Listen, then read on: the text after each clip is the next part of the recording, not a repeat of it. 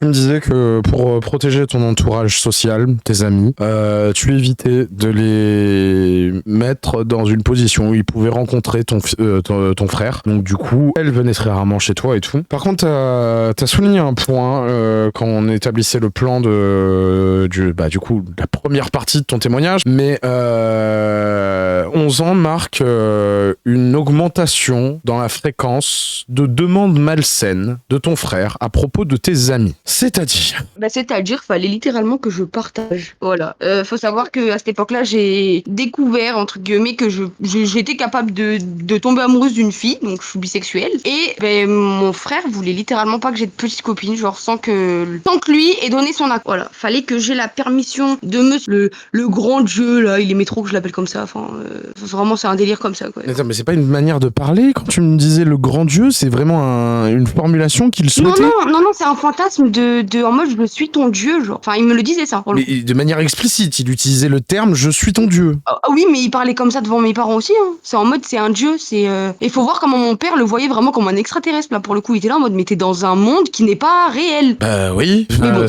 ça, mon frère, non, non, faut pas le vexer. Mais non, tu veux encore énerver son ego là. Oh, tu vas le vexer encore.